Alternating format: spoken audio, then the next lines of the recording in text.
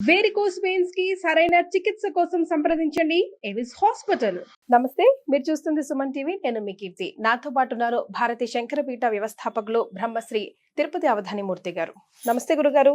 ఓం శ్రీ మహాగణాధిపతయే నమః. గురుగారు, ఏదైనా పూజ గాని పారాయణం గాని మంత్రజపం గాని చేసుకునే ముందు తినవచ్చా? ఒకవేళ తిన్నాక చేస్తే ఎలాంటి దోషం వస్తుంది? అసలు పూజ పారాయణం మంత్రజపం కానీ ఏదైనా చేయాలనుకున్నా మినిమం మనం తీసుకోవాల్సిన నియమాలు, పాటించవలసిన నియమాలు ఏంటి అని ఒక ప్రశ్న. మీరు అడిగింది చాలా యుక్తిగానే ఉంది, కానివ్వండి ఏ ఒక్కళ్ళు కూడా ఆచరించడానికి సెట్ అయ్యేటట్టుగా లేదు. ఎందుకని? ఎందువల్లనంటే అమ్మా, ధర్మం ఒకటి ఉంది, ఆచారం ఎవడికి పుట్టినట్టు వాడు చేసుకుంటూ ఉంటాడు. కాబట్టి మనం ధర్మం చెబితే కొంతమంది మూర్ఖులకి అర్థం కాక దాని భూతద్దంలో వెతుకుతూ ఉంటారు.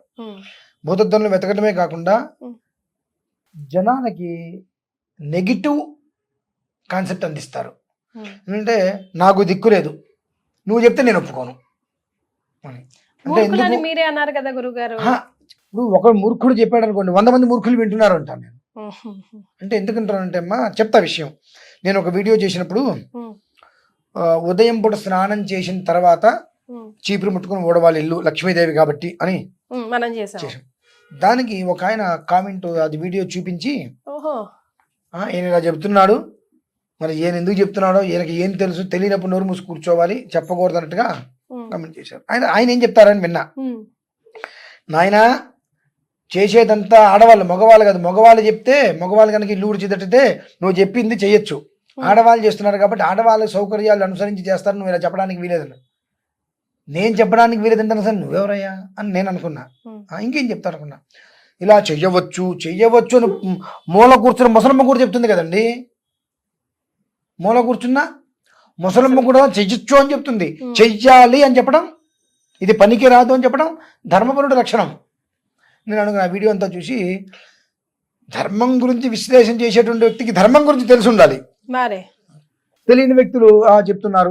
నేను దీన్ని ఎట్లా అనుకున్నా అంటే, 10 మందికి ఇప్పుడు మామూలుగా నా వీడియోస్ కొంతమంది చూస్తారు, అవతల వ్యక్తి వీడియోస్ కొంతమంది చూసినప్పుడు ఆయన దాంట్లో ఇది పెడితే ఇంకొన్ని వేల మంది చూస్తారు. నేను అనుకున్నా వాళ్ళందరికీ అయినా సరే అర్థం చేసుకునే గుణం రావాలి. చీపిరి లక్ష్మీదేవి అనుకుంటున్నాం కదా, దేవతగా మనం భావించినప్పుడు రాత్రిపూట పడుకున్నటువంటి వస్త్రాలతో, అసలు మంచం మీద పడుకుంటే ఆ వస్త్రాలు దేనికి పనికిరావు అనేటువంటిదే ఉన్నప్పుడు చీపిరి ఎలా ముట్టుకోవడానికి అర్హత కలదనేటువంటి విషయం ఎవరికి వాళ్ళకి ఉండాలని చెప్పి నేను అనుకోవడం జరిగిందనమాట. అందువల్ల ఇప్పుడు నేను మీరు అడిగిన దానికి ఇది ఇలా అని చెబితే వెంటనే వీళ్ళందరూ ముందుకు వచ్చేస్తారు అనుకుంటా. ఎంత అజ్ఞానులా! వేదం గురించి తెలియదు, శాస్త్రం గురించి తెలియదు, ఇంతెందుకు సంధ్యావందనం గురించి కూడా వ్యక్తి తెలియదండి. ఇటువంటి వాళ్ళందరూ నేను మాట్లాడే దాని మీద కామెంట్స్ చేస్తూ ఉంటారు. సంధ్యాస్నానం జపోహోమం దేవతానాం జపూజనం. సంధ్యావందనం 3 పూట్ల స్వరాక్షర పద వృత్తవర్ణాల దోషాలు లేకుండా చేద్దాం జాతకాన్ని దద్దమ్మలు కూడా ఇక నా నుంచి కామెంట్స్ చేస్తుంటారు, పట్టించుకోవాలి. కాకపోతే ఇప్పుడు ఎందుకు చెప్పాల్సి వచ్చిందంటే, దీన్ని కూడా రకరకాలుగా చూపించేటువంటి అవకాశాలు ఉన్నాయి కాబట్టి వాళ్ళకి కనీసం జ్ఞానం అనేటువంటిది ఉంటే అర్థం చేసుకుంటారు అని చెప్పాను. ఇప్పుడు అసలు విషయంలో ప్రేక్షకులు కూడా చాలా తెలివిగల వారు అయిపోయారండి. వాళ్ళకు కూడా ఎవరు వినాలి, ఎవరు వినకూడదు, ఎవరిది పాటించాలి, పాటించకూడదు క్రిస్టల్ క్లియర్ గా ఉన్నారు అని మనం అనుకుంటున్నామండి. గురుగారు, లేదు, నేను చూశానండి, నేను ఏమంటున్నాను, అందరిది వింటారు, వాళ్ళు చేయాల్సింది చేస్తారంటున్నాను. నేను ఏంటంటే 100 రకాలు విని మైండ్ ఎందుకు చెడగొట్టుకోవడం? ఒక వ్యక్తిని ఫాలో అతను చెప్పిందే నువ్వు బుర్రగా ఎక్కించుకో. మంచి చెబుతున్నాడా, చెడు చెప్తున్నాడా, నీ క్షేమం కోరి చెబుతున్నాడా, లేదా అతని క్షేమాన్ని దృష్టిలో ఉంచుకొని చెప్తున్నాడా అని ఆలోచించు. నువ్వు ఖచ్చితంగా చెయ్యి అని చెబుతున్నాడు అని అంటే మన క్షేమాన్ని కోరి చెప్తున్నాడు. పూర్వంలో చేసేది ఇదే కదా, ఇప్పుడు చెయ్యట్లేదు. కాబట్టి అవన్నీ గమనించుకోవాలి. మీ నాయనమ్మలను అమ్మమ్మలను అడగాలి, ఇదేంటమ్మా అని చెప్పి వాళ్ళు చెప్తారుగా, అది తెలుసుకోవాల్సిన విషయం. అయితే ఇప్పుడు అసలు విషయంలోకి వచ్చేది. ఇప్పటికి సమయం మొత్తం గడిచిపోయింది చాలా వరకు. నేను మర్చిపోయండి, మీరు ఏమడిగారు అసలు?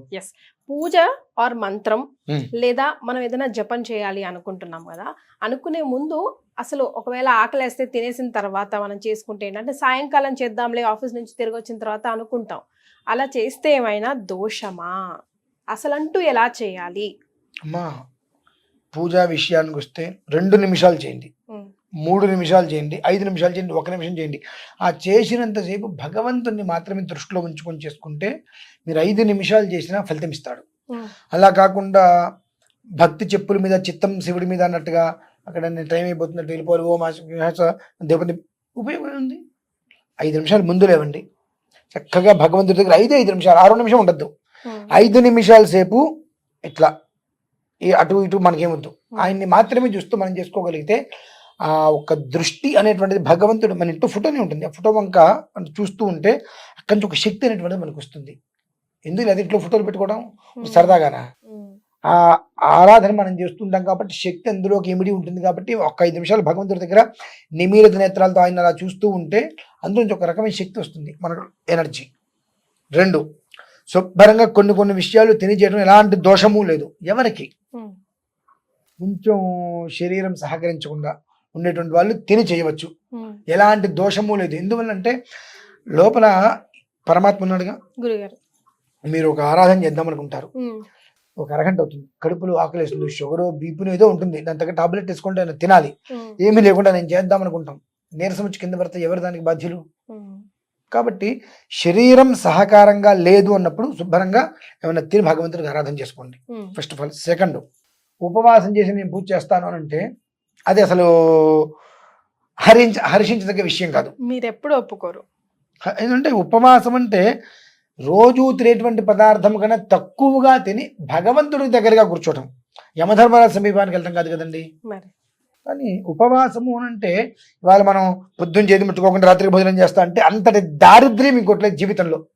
ఏ జన్మలోనో నీ ఇంటి కూర్చుంటున్న వ్యక్తికి నువ్వు అన్నం పెట్టకుండా పంపించేసావు, భోజనం టైంలో ఉంటే భోజనానికి వస్తారా అంటే వాడే అనుకుంటారు, వద్దునండి తినేసి వచ్చి అంటారు, కాలు కొడుకొని రండి అనాలి, తింటాడు తండ్రి సెకండరీ, రండి కాలు కొడుకున్న తర్వాత విషయం మాట్లాడుకుందాం అని అనాలి. భోజనానికి వస్తారా, భోజనం చేస్తారంటే ఉంటే ఏదో మనకు కాస్త మొహమాటంతో వద్దంటాడు. ఆ దోష ప్రభావంతో ఈ జన్మలో నీకు కుటుంబంలో ఇంట్లో అన్ని సమృద్ధ భక్ష్య పదార్థాలన్నీ ఉండి కూడా తినకుండా ఉన్న గడికి దారిద్ర్యాన్ని అనుభవించి ఆ దోషానికి నిర్మూలన చేసుకుంటాం. అది ఉపవాసం అంటే. కనుక భగవంతుణ్ణి ఆరాధించడానికి భక్తి ప్రేమ కావాలమ్మా. ఈ 2 లేకుండా నేను నీళ్ళు జల్లా మడిగట్టుకున్నా నువ్వు ముట్టుకోవద్దు బాగానే ఉంది, పూలదండ వస్తుంది 2-3 మూర పూలు నువ్వు చుట్టావా, దానికి దారం ఉందిగా, ఆ దారం మరి మైల కాదా అంటే నువ్వు స్నానం చేస్తే నువ్వు మరి తత్మ అందరూ మైల, ఎవరిని ముట్టుకోకూడదు, మరి ఆ పూలు ఎలా తీసుకుంటావు నువ్వు? ఆ దారం మొత్తం పొడిదే కదండి, తడిగా వాడి చుట్టూ ఉండొచ్చు, ఆరిపోయిన తర్వాత మొత్తం పొడైపోయింది ఏంటి ఇంటికి వచ్చేటప్పటికి వాడు నీళ్ళు చల్లి ఇచ్చాడండి, నీళ్ళు తడిదారమే నువ్వు ముట్టుకుంది మళ్ళీ నీ మడిపోలేదా? ఇక్కడ మనస్సు శుచిగా ఉండాలమ్మా. మనస్సు శుచిగా ఉంది, భగవంతుడి మీద ప్రేమ భక్తి ఉంటే మనం చేసే ప్రతి పని యందు భగవంతుడు తోడుగా ఉంటాడు మనకు. అంతేగాని నాకు మాత్రమే తెలుసు, నేను మాత్రమే పండితుని, శతశ్లోకేన పండిత అంటే తెలుసా అండి మీకు? శతశ్లోకేన పండిత, 100 శ్లోకాలు వచ్చినవాడు మహాపండితుడు. నేనేమంటాను, శతశ్లోకే న పండిత, 100 శ్లోకాలు వచ్చినంత మాత్రం నువ్వు పండితుడి కాదు, 101 శ్లోకం నువ్వు గుర్తు చేసుకోంట. శతశ్లోకే న పండిత, శతశ్లోకేన పండిత, శతశ్లోకే న పండిత. నీకు 100 శ్లోకాలు వచ్చి కాబట్టి నువ్వు పండితుడిగా భావించవచ్చు, 101 శ్లోకం పక్కన ఉంది అన్న, కాబట్టి శతశ్లోకే న పండిత, నువ్వు పండితుడివి కాదు అంట. అంటే ప్రతి దాంట్లోనూ కూడా 2 అర్థాలు ఉంటాయి, ఒకటి నెగిటివ్ ఒకటి పాజిటివ్ ఉంటాయి. నువ్వు ఏది తీసుకుంటున్నావు అనేటువంటి విషయాన్ని అనుసరించి ఆ ఫలితం కూడా నువ్వు అలా తీసుకుంటావు.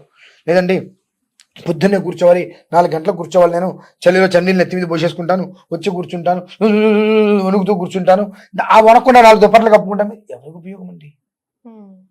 4 గంటలకు కూర్చోమని చెప్పి నీకు ఎక్కడెవరు చెప్పలేదు కదా. బ్రాహ్మీ ముహూర్తానికి అనుగుణంగా కూర్చో, నువ్వు చేసుకోవాల్సింది చేసుకో. ఆ బ్రాహ్మీ ముహూర్తం కూడా ప్రధానంగా దేనికి చెప్పారు? గణపతి ఆరాధనకి చెప్పారు. ప్రతిదానికి బ్రాహ్మీ ముహూర్తం చెప్పలా. అవునా గురుగారు? ప్రతిదానికి బ్రాహ్మీ ముహూర్తం చెప్పలేదు, గణపతి ఆరాధనకి చెప్పారు. లక్ష్మీ గణపతి హోమం చేస్తే సూర్యోదయంలో పూర్తి కావాలి, దానికి సంబంధించిన విధానంలో బ్రాహ్మీ ముహూర్తం చెప్పారు. అనునిత్య విధానంలో మేము చేసేటువంటి ప్రక్రియలకి బ్రాహ్మీ ముహూర్తం చెప్పారు. ఉషోదయం, అరుణోదయం, సూర్యోదయం. సామాన్యంగా ప్రజలందరికీ కూడా సూర్యోదయాత్ పూర్వం ఆరాధన చేసుకోండి భగవంతుడిని, మీకు కలిసి వస్తుంది, వృద్ధి చెందుతారు. సూర్యుడి కన్నా ముందు మీ ఇంట్లో దీపం వెలిగింది అనేటువంటిది ప్రధానం.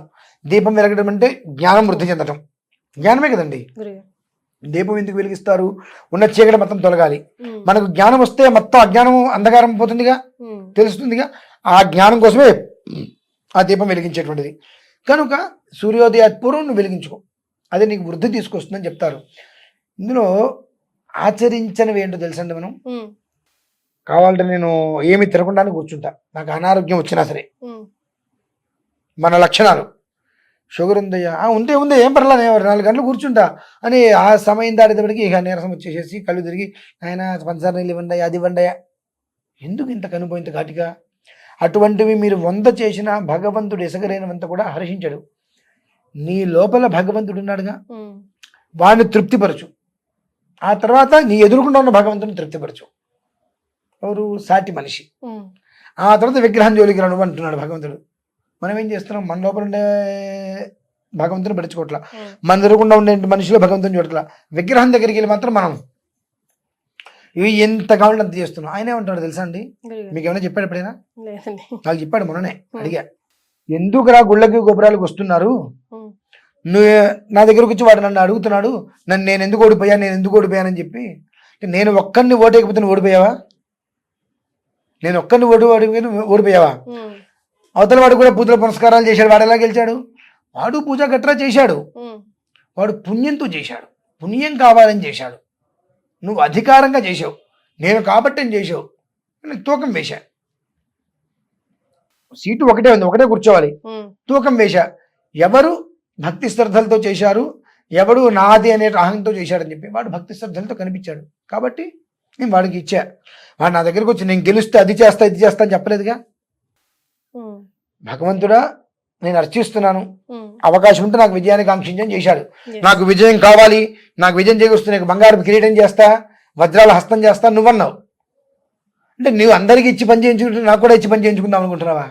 కాబట్టి నేను ఈ మాట వినదయా అన్నాడు భగవంతుడు. రైట్. అంటే భగవంతుడికి నువ్వు ఏం చెప్పాలి? ఎక్కడికి? నాయనా భగవంతుడా, నాకు 2 కాళ్ళు ఇచ్చావు, 2 చేతులు ఇచ్చావు, పశువుని కాదు ఆలోచించుకుంటే మేధస్సు ఇచ్చావు, మంచి ఏంటి చెడేంటి గ్రహించేటువంటి తత్వం ఇచ్చావు. కానీ నేను ఆ దీపం అనేటువంటి దానికి మూసుకుపోయింది, అంటే జ్ఞానం కమ్మేసి అజ్ఞానం వృద్ధి చెందింది. అజ్ఞానం వృద్ధి చెందడం వలన నేను పక్కదారి బట్టి వెళ్తున్నా, డబ్బు కోసం నానాయాతన పడుతున్నా, నేను ఇబ్బంది పెట్టగాక నా వల్ల 10 మందిని ఇబ్బంది పెడుతున్నా. అటువంటి దారి నుంచి నన్ను సవ్యమైన దారికి పెట్టున్నా ఆయన అని దండం పెట్టుకోవడానికి భగవంతుడి దగ్గరికి వెళ్ళాలి. ఆయన దగ్గరికి వెళ్ళదు. నువ్వు మాట్లాడాలంటే ముందు నీలో ఉన్న భగవంతుడు నువ్వు సాటిస్ఫై చేయాలి. ఎదురుకుండా ఉన్నటువంటి ఎదుటి మనుషులు ఉండే భగవంతుడు నువ్వు గుర్తించు, అప్పుడు నువ్వు భగవంతుడి దగ్గరికి వెళ్ళు. అంటే భగవంతుడిని ఆరాధించే విధానం ఎలా ఉండాలంటే, ఆయన రేపదే వీడు మళ్ళీ ఎన్నింటికి జపం చేస్తాడు మన కోసం అని ఎదురు చూడాలండి మన కోసం. అంటే ఏంటంటే 5 నిమిషాలు తీసుకో, చక్కగా ప్రశాంతంగా భ్రూమధ్యంలోకి దృష్టికి నిలుపు, గుండు చూదు పడ్డా ఏం పడ్డా నీకు అనవసరం, ప్రాణాలు పోనీ నీకు 5 నిమిషాలు చాలు. ప్రశాంతంగా శుచిస్మితంగా మందహాసంతో పెట్టుకోవద్దు, మందహాసంతో కూర్చో. ఆయన నా శక్తి అనుసారం నీకు చేయగలిగా, ఈ అవకాశాన్ని నాకు రోజు కల్పించు నమస్కారం పెట్టుకో చాలు.